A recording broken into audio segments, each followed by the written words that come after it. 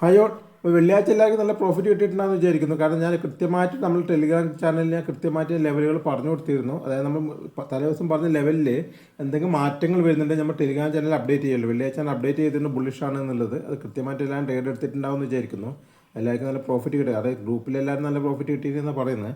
അപ്പോൾ നിങ്ങൾക്ക് കിട്ടിയിട്ട് നിങ്ങളൊന്ന് കമൻറ്റ് ചെയ്യാം. ഓക്കെ. പിന്നെ ടെലിഗ്രാം ചാനലിൽ അതിന് ലിങ്ക് കിട്ടിയിട്ടില്ലെങ്കിൽ താഴെ ലിങ്ക് കൊടുത്തിട്ടുണ്ട്.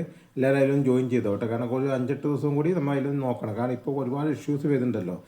നമുക്ക് പൊതുവേ നമുക്ക് ഇന്ത്യൻ മാർക്കറ്റിൽ പോസിറ്റീവായ ഒരു അവസ്ഥയിൽ ഒരുപാട് ന്യൂസുകൾ വന്ന് പോസിറ്റീവായിട്ട്. പക്ഷേ അതിന് മാത്രം ഒരു മൂവ്മെൻറ്റ് നിഫ്റ്റിയിൽ വന്നിട്ടുമില്ല. അപ്പോൾ അതുകൊണ്ട് ഇനിയിപ്പോൾ എന്താവും, അതൊരു പോസിറ്റീവ് മൂവ്മെൻറ്റ് ഇനി ഉണ്ടാവുമോ അതോ റിവേഴ്സ് വരുമോ എന്നുള്ളതൊക്കെ ഇനി വരും ഡാറ്റകളൊക്കെ നോക്കിയിട്ട് വേണം നമുക്ക് തീരുമാനം എടുക്കാൻ വേണ്ട. അപ്പോൾ അതിൻ്റേതായ ഒരു ബുദ്ധിമുട്ട് ഒരു 5-8 ദിവസം കൂടി ഉണ്ടാവും.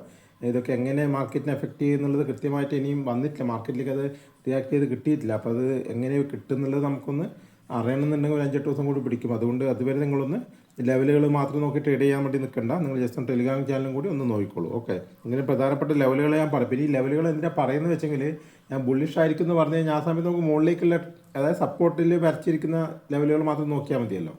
അപ്പോൾ അവിടുന്ന് സപ്പോർട്ട് ബ്രേക്ക് ചെയ്യാൻ റെസിസ്റ്റൻസ് ബ്രേക്ക് ചെയ്യാൻ സാധ്യത വളരെ കൂടുതലാണ്. അതായത് ബുള്ളിഷ് ആണെന്ന് ഞാൻ പറയുകയാണെങ്കിൽ ആ റെസിസ്റ്റൻസ് ബ്രേക്ക് ചെയ്ത് പോകാനുള്ള സാധ്യത വളരെ കൂടുതലാണ്. അപ്പോൾ ഡൗൺ സൈഡിലേക്ക് ട്രേഡ് എടുക്കുന്നത് ഒഴിവാക്കാമല്ലോ. അപ്പോൾ ആ ലോസ് ഒഴിവാക്കുക. അതിന് വേണ്ടിയിട്ടാണ് ഞാൻ പറയുന്നത് ഇന്ന് ടെലിഗ്രാം ചാനൽ നോക്കണം. അഥവാ നാളെ ഇപ്പോൾ ഞാൻ ഒരു ബിയറിഷ് വ്യൂ കിട്ടിക്കഴിഞ്ഞാൽ ഞാൻ ബിയറിഷ് ആണെന്ന് പറഞ്ഞാൽ നമുക്ക് എന്ത് ചെയ്യാം, റെസിസ്റ്റൻസിലെത്തുമ്പോൾ നമുക്ക് സെല്ല് ചെയ്യാം. ഇല്ലെങ്കിൽ ആ സപ്പോർട്ട് ബ്രേക്ക് ചെയ്യുമ്പോൾ സെല്ല് ചെയ്യാം. നമുക്ക് കുറച്ചുകൂടി കോൺഫിഡൻസ് ആയിട്ട് ചെയ്യാമല്ലോ. അതുകൊണ്ടാണ് എന്ത് പറയുന്നത്, കുറച്ചാളും കൂടി ടെലിഗ്രാം ചാനൽ നോക്കിക്കോ എന്നുള്ളത്. ഓക്കെ.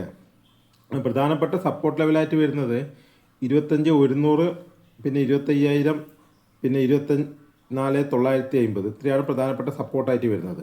മുകളിലേക്ക് പ്രധാനപ്പെട്ട റെസിസ്റ്റൻസ് ആയിട്ട് വരുന്നത് 25,150 പ്രധാനപ്പെട്ട റെസിസ്റ്റൻസ് ആണ്. അതൊന്ന് നോക്കി നോക്കണം കേട്ടോ. 25,150.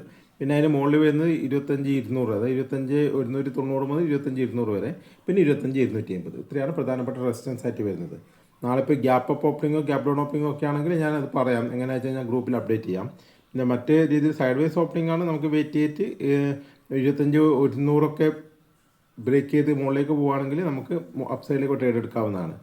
ഡൗൺ സൈഡിലേക്ക് 25,000 ബ്രേക്ക് ചെയ്ത് താഴത്തേക്ക് വരികയാണെങ്കിൽ നമുക്ക് ഡൗൺ സൈഡിലേക്ക് ട്രേഡ് എടുക്കാം. പക്ഷേ 25,000 ബ്രേക്ക് ചെയ്യുമോ എന്നുള്ളത് ഒരു സംശയമാണ്. നോക്കണം. എന്തായാലും നാളത്തെയും കൂടി മാർക്കറ്റ് നോക്കിയിട്ട് നാളെ ഗ്യാപ്പ് അപ്പ് ആണോ ഗ്യാപ്പ് ഡൗൺ ആണോ എന്ന് കൂടി നോക്കിയിട്ട് നമുക്ക് തീരുമാനം എടുക്കാം. അപ്പോൾ എന്തായാലും ഗ്രൂപ്പിൽ നോക്കാം കേട്ടോ. അപ്പോൾ ഓക്കെ. അപ്പോൾ നാളെ കാണാം.